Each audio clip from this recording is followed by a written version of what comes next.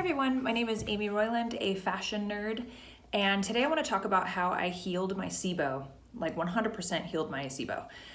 People ask me every day, I get DMs, I get emails, and I take the time to write out my whole protocol, and it's been like a lot of messages over and over, and me just writing and saying what I took and how I healed myself. So I thought I would just make a video. This is going to be much easier. I feel like I've suffered with Sibo for probably about 15 years, bloating, tired, always bloated, huge stomach, bloating hard, stomach pain, tired, not feeling well, headaches, just all kinds of stuff. And my husband was like, you need to go see a gastrointestinal doctor. So I found one in Burbank, and I went to him, and he made me go to Cedars and do a breath test, which is I believe it's I want to say it's 3 hours long or something, and every 15 minutes you're blowing into a bag, right? And they make you drink this sugary stuff.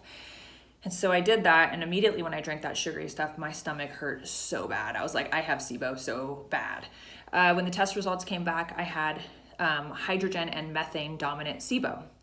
Now, another thing that I did was I got a food test, a food allergy test, and I went to pH Labs in Sherman Oaks, and I paid them for a food allergy test, and they found all these allergies that I had. Turmeric, chocolate, hazelnut, gluten, just crazy allergies. I was like, wow. And did you know that soy has gluten in it? I didn't know that. So I'm eating soy sauce and my stomach hurts, and you know what I mean? So I think a big part of healing Sibo is also getting your food allergy tests. I think that is absolutely important no matter what. So it's very, very important that you get that done as well, because what's happening with your body and Sibo is your digestive system is not resting, and it's constantly being irritated. So if you're eating stuff that you're allergic to, you're going to be really, really irritated in your stomach. Okay, so do all that first to see what you have. Now afterwards, I met with him again. We talked about the test results. Lots of doctors won't tell you much. You just have to figure it out on your own. So I had to figure it out on my own. I got the test results back. He said, do you want to take an antibiotic? There was 3 options or something. One is cheap, one is natural, and the other one is the $2,000 one, Xifaxan, Xifixan, I believe. And I was like, I want the expensive one. I'm not going to go here taking antibiotics left and right, and it's not working. So I was like $2,000 or $1,000, I think it is. I think it's $1,000. And I was like, I'll do it. But guess what? I don't know why, but my insurance or something covered it. This doesn't happen, by the way, with this pill, but it was covered. I was like, great, my God. So I got it for free. I did it for 2 weeks, and sorry about my cat.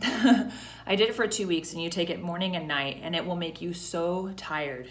You will be so tired. The moment you take it, you're going to be exhausted. So after I started taking it, I made sure to eat whatever I could. Bad foods. I was eating gluten, I was eating treats, sweets, sugar, eating everything, coffee, just everything to irritate your system, so the pills are actually fighting off the bacteria. Stop it. And so you need your system to be working and be irritated, okay? So after those 2 weeks are done, she's crying, I gotta hold her. After those 2 weeks are done, you're going to start a really strict diet. And by strict, I mean really strict for 3 months. And I mean that you cannot go, off eating anything or even tasting chocolate or candy or even having a little sip of coffee or caffeine or decaf or sugar or alcohol or gluten. You have to go strict, okay? I would suggest downloading the Monash app. It's the lowfodmap diet app, and follow that exactly. If you don't know, can I eat this? Type it in. It will tell you if you can eat it or not. But eat really plain, really plain. Don't go out to eat. Avoid garlic and onion. Garlic and onion is the 2 things that really, really aggravate your gut. And during this time, you're going to do fasting. So for 3 months, you're going to do fasting, and I promise you'll feel fine. I was actually never hungry, to be honest. I felt so satisfied because I was eating whole foods, specifically whole foods and amazing food and all natural stuff, organic. I was like, wow, I would eat and feel satisfied. A lot of people are starving all the time or hungry because they're eating sugar. And when you eat a cookie, then your body's like, oh, I'm hungry. You get starving right away. Trust me. So if you're eating really specific broccoli, specific things, that you can eat. I don't know if you can eat broccoli. I think that that's actually a no-no. But look, because it's been a while for me. But so when you do that, you're going to heal your body. You're going to eat really, really simple. You're going to do a fasting diet. You're going to eat it at 12 o'clock. Okay, that's going to be your first meal. It's going to be your biggest meal at 12. So at 12 o'clock, you're going to eat your biggest meal. And then you're not going to eat anything. No snacking. Zero snacking. No snacking. No nuts, no seeds. Because your digestive system needs to relax. You need it to just heal. Okay, so if you're constantly feeding it and eating, you're not healing. So you need to heal. And so basically you're going to do a fasting. So 12 o'clock, your biggest meal. 6 o'clock, you're going to eat again. And a little bit of a smaller meal, not huge, but medium. And so you'll eat then, and then you will not eat again. You're going to do this for 3 months. It's crazy.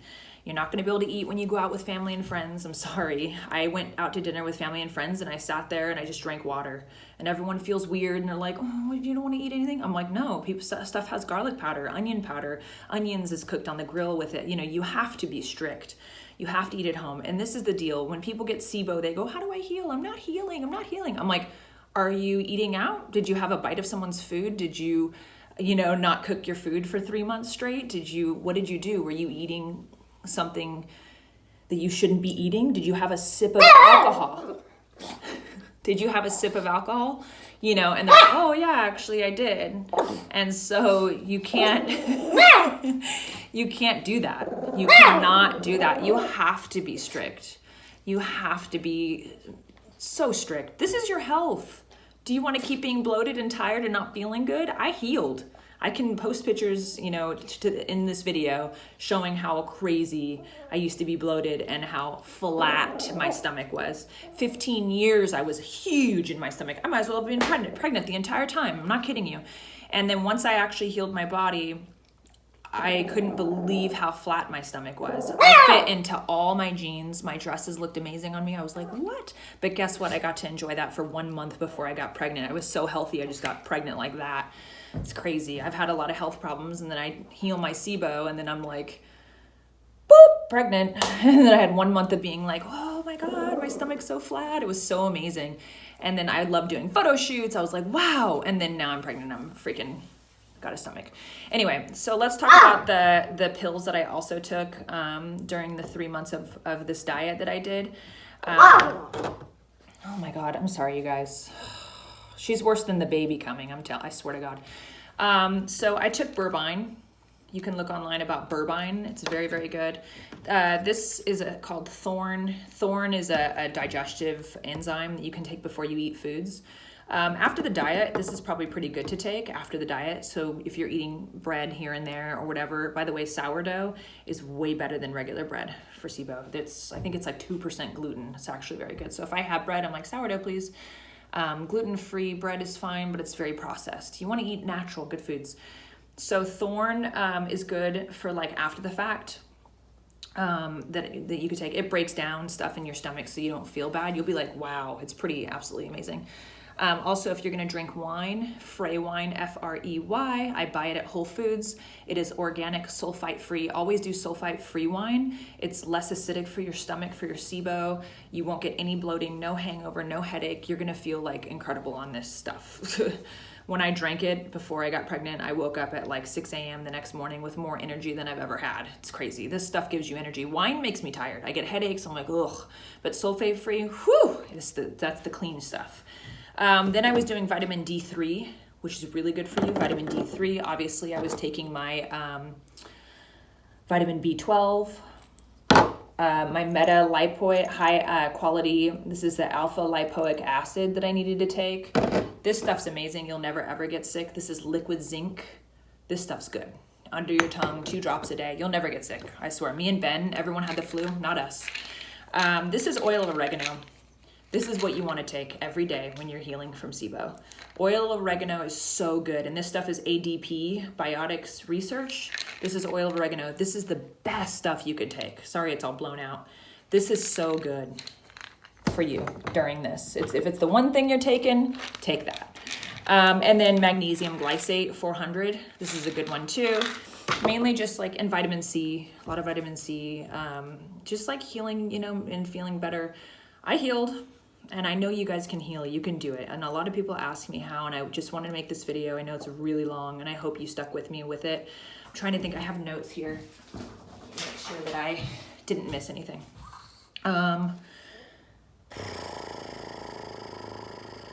The Monash app, make sure you download that. No garlic, no onions. I still don't do garlic and onions. I'm scared.